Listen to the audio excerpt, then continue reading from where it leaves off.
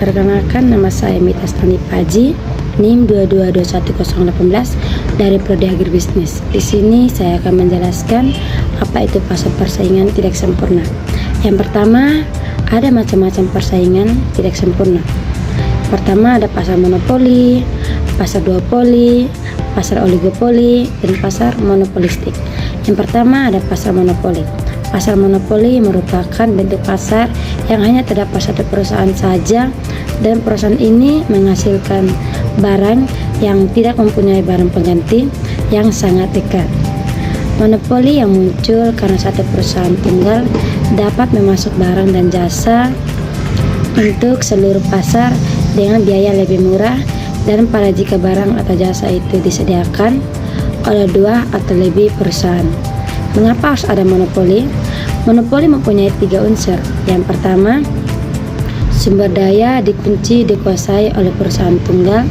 Yang kedua, pemerintah memberikan hak eksklusif kepada perusahaan untuk memproduksi dan menjual barang tertentu.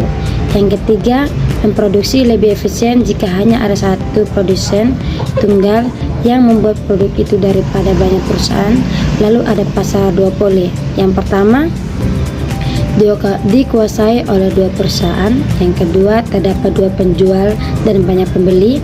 Yang ketiga, harga ditentukan secara sepihak oleh kedua penjual baik dengan kesepakatan atau tidak. Lalu pasar oligopoli adalah suatu bentuk struktur pasar di mana satu jenis barang dikuasai oleh beberapa perusahaan. Umumnya jumlah perusahaan lebih dari 2 tetapi kurang dari 10.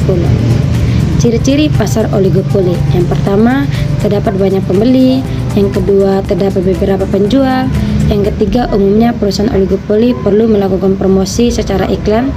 Lalu pasar monopolistik adalah struktur pasar yang terdapat banyak perusahaan yang menjual produk-produk yang sempurna, tetapi memiliki perbedaan dalam beberapa aspek. Ciri-ciri persaingan monopolistik. Yang pertama, terdapat banyak penjual. Yang kedua, barangnya bersifat berbeda corak. Yang ketiga, masuk dalam industri relatif mudah. Yang keempat, persaingan promosi penjualan sangat aktif. Dan yang terakhir itu adalah persaingan bukan harga, yaitu diferensiasi produk dan iklan. Diferensiasi produk menciptakan barang-barang sejenis yang berbeda coraknya dengan produksi perusahaan lain, dan iklan untuk menekankan bahwa produk yang dihasilkan adalah barang yang sangat baik atau untuk memelihara hubungan baik dengan konsumen.